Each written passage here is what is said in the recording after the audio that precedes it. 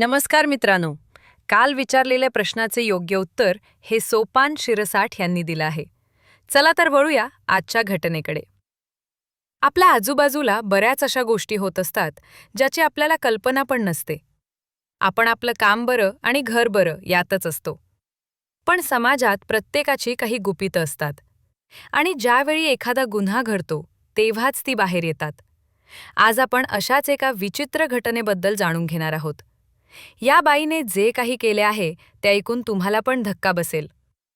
धुळे जिल्ह्याच्या साक्री परिसराच्या आसपास घडलेली ही घटना आहे.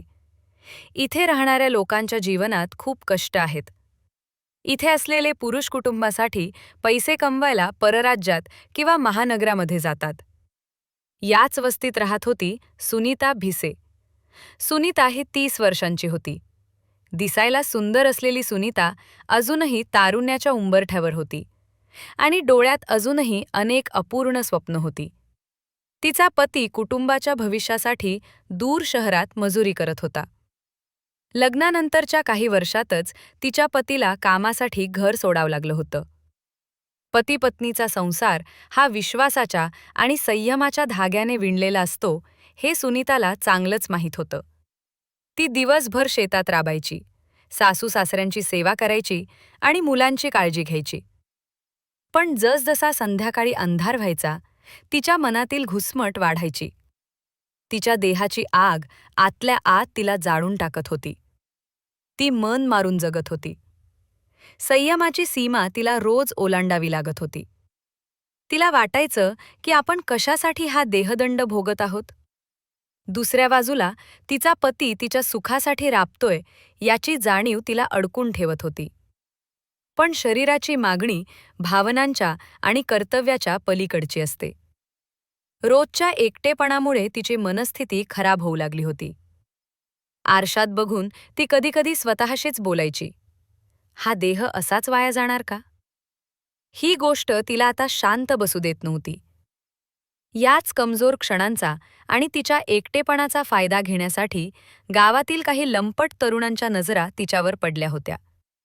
सुनीताचा संयम आता पुरता खचला होता आणि याच काटेरी मार्गावर तिचं पहिलं पाऊल पडलं. संतोष कानगुडे, वय अंदाजे 35, गावात ड्रायव्हर म्हणून ओळख, विवाहित पण चंचल स्वभावाचा. सुनीताच्या आयुष्यातील एकटेपणाची आणि शारीरिक भुकेची कल्पना संतोष कानगुडेला होती. संतोष हा तसा विवाहित, पण तो आपल्या कामामुळे वस्तीत सारखा येत जात असायचा. त्याने सुनीताच्या घरी क्षुल्लक गोष्टींच्या निमित्ताने फेऱ्या मारण्यास सुरुवात केली. कधी काही सामान आणायचंय का, तर कधी गावात काय झालं हे सांगण्याच्या निमित्ताने तो जवळीक साधायचा. सुरुवातीला सुनीताने त्याला शब्दात फटकारले. मला असले खटाटोप आवडत नाहीत, तुम्ही तुमच्या कामावर लक्ष द्या, असेही ती म्हणाली. पण संतोष गोड बोलण्यात माहीर होता. तो तिच्यावर दबाव न आणता फक्त लक्ष देत राहिला. सुनीताला वाटू लागलं, हा माझ्यासाठी इतका वेळ का देतोय? तिच्या नजरेतील सहानुभूती पाहून संतोषने सापळा रचला. तो तिला डोळ्यांनी आणि शब्दांनी मोहित करू लागला. एके दिवशी शेतात एकटी काम करत असताना संतोष तिथे पोहोचला. त्याने शांतपणे तिच्या शेजारी विश्रांती घेतली. बोलण्याच्या ओघात त्याने आपला एकटेपणा आणि तिच्याबद्दलच आकर्षण व्यक्त केलं. त्या क्षणी सुनीताचा संयम पुरता गळून पडला. कधीतरी जगायचं, कधीतरी सुख अनुभवायचं या विचाराने तिने प्रतिसाद दिला. संतोषने संधी साधून तिला मिठीत घेतले आणि सुनीतानेही मागचा पुढचा विचार न करता त्याला साथ दिली. शेताच्या हिरवळीत त्या दोघांनी शरीर सुखाचा अनुभव घेतला. पार सगळे गवत चुरगळून टाकले. सुनीतासाठी हे केवळ सुख नव्हते, तर तिच्या दडपलेल्या इच्छेचा हा उद्रेक होता. या भेटीनंतर सुनीताला शरीर सुखाची अशी चटक लागली की आता लोकांच्या बोलण्याला तिला भीती वाटत नव्हती. काही केलं नाही तरी लोक बोलतातच, मग लपून कशाला राहायचं, असा विचार करून तिने संतोषला थेट रात्रीच्या वेळी घरीच बोलावले. नवरा बाहेरगावी असल्यामुळे संतोष घरात चोरट्या पावलांनी यायचा आणि कार्यक्रम करून जायचा. त्यांचा हा नित्यक्रम झाला आणि त्यांची ही गुपचूप प्रेमकथा वस्तीत कुजबूज बनून पसरू लागली. पण ते दोघे थांबायला अजिबात तयार नव्हते. ते दररोज संधी साधून कधी रात्री घरात तर कधी दिवसा शेतात आनंद घेऊ लागले. सुनीता आणि संतोष कानगुडे यांच्यातील अनैतिक संबंध आता वस्तीत उघड झाले होते. पण शरीर सुखाची आग इतकी भडकते की लाज लज्जा ही दुरीला मिळते. सुनीताची इच्छा आता वाढली होती आणि तिला फक्त एकाच माणसावर समाधान मिळणे अशक्य वाटू लागले. आणि इथेच या घटनेला धक्कादायक वळण मिळालं. वस्तीतील एक तगडा अविवाहित तरुण शुभम पवार. शुभमचा स्वभाव रांगडा आणि उत्साही होता. सुनीताच्या रूपावर आणि तिच्या अनैतिक संबंधांवर त्याचीही नजर होती. त्याला वाटले जी दुसऱ्या पुरुषासोबत संबंध ठेवते ती माझ्यासोबतही नक्कीच येईल, म्हणून त्याने तिच्याशी जवळीक करण्याचे ठरवले. शुभमच्या नजरेतील कामुकता आणि आव्हान सुनीताला आकर्षक वाटले. तिने त्याला प्रतिसाद दिला आणि एका रात्री त्याला चोरट्या मार्गाने घरी येण्यास खुणावले. रात्रीचा काळोख पसरताच शुभम पवार दबक्या पावलांनी सुनीताच्या दारात पोहोचला. शुभम जवान आणि रांगडा देह तिला संतोषपेक्षाही अधिक आणि वेगळं सुख देणारा ठरला. मध्यरात्र उलटून गेली आणि आता शुभम तिचा नवा प्रियकर बनला. आता परिसरात या गोष्टीची पण चर्चा होऊ लागली. पण एकाच घरात दोन प्रियकर या त्रिकोणी वासनेच्या खेळाची चर्चा जेव्हा संतोष कानगुडेच्या कानावर पडली तेव्हा त्याला याचा राग आला. ती फक्त माझी आहे, मीच तिला पहिल्यांदा जवळ केलं. या मालकी हक्काच्या आणि अहंकाराच्या भावाने त्यांनी सुनीतावर दबाव आणला. पण लोक उगाचच बोलतात आणि तस काहीच नाही असं सांगून त्याला शांत करत होती. पण संतोषच्या डोक्यात संशयाची आग इतकी भडकली की त्याने आता सुनीता आणि शुभमवर बारकाईने नजर ठेवण्याचा घातकी निर्णय घेतला. ही प्रेमकथा आता द्वेषाच्या आणि हिंसेच्या टोकावर पोहोचली होती. नवऱ्याच्या जाण्यानंतर त्याने तिला भेटण्याचा प्रयत्न केला, पण तिने त्याला मी सांगते तेव्हाच ये असं सांगून थोपवलं होतं. त्याला काहीतरी घडत असल्याचा अंदाज होता.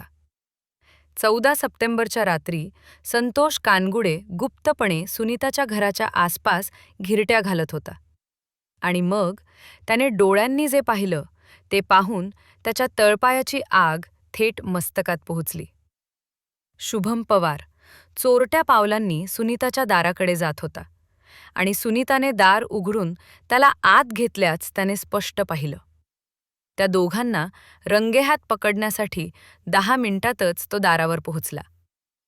त्याने दारावर जोरदार थाप मारली. आतमध्ये कपडे नसलेले सुनीता आणि शुभम घाबरले. पटकन आवराआवर करून कोणीतरी अडथळा आणला म्हणून संतापाने सुनीताने दरवाजा उघडला.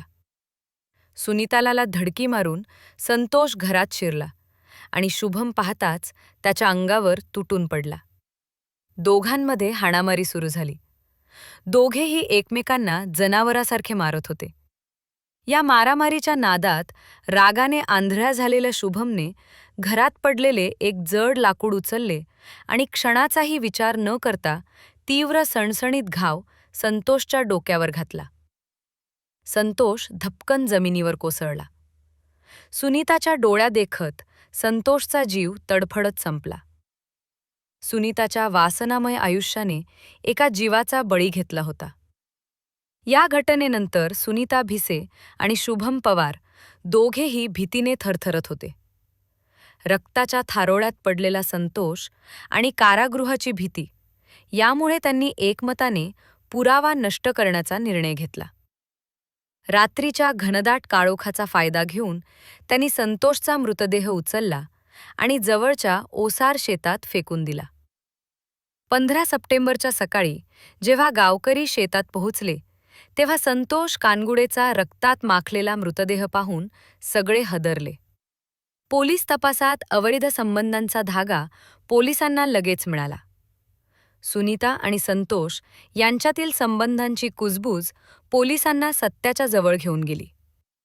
पोलिसांनी सुनीताला ताब्यात घेतले आणि कसून चौकशी सुरू केली. सुरुवातीला कानावर हात ठेवणारी सुनीता पोलीस खाक्यापुढे खचली. पोलिसांनी तिचे आणि संतोषचे कॉल डिटेल्स तसेच शुभमसोबत झालेले गुप्त मेसेज तपासले. सुनीताने गुन्ह्याची कबुली दिली आणि शुभम पवारच नाव उघड केलं. मी घाबरले होते म्हणून त्याला मदत केली, असं तिचं म्हणणं होतं. पोलिसांनी तात्काळ शुभम पवारला अटक केली. त्यानेही खुनाची आणि पुराव्याची विल्हेवाट लावल्याची कबुली दिली. विश्वासघात वासना आणि हव्यासाने तिन्ही कुटुंबाचे अस्तित्व संपवले आणि सुनीताच्या कष्टाळू आणि प्रामाणिक पतीच्या आयुष्याची राखरांगोळी केली. मित्रांनो, अशा घटनांपासून बोध घेऊन सतर्क रहा. तुम्हाला या घटनेबद्दल आणि सुनीताबद्दल काय वाटतं? कॉमेंटमध्ये नक्की सांगा. धन्यवाद.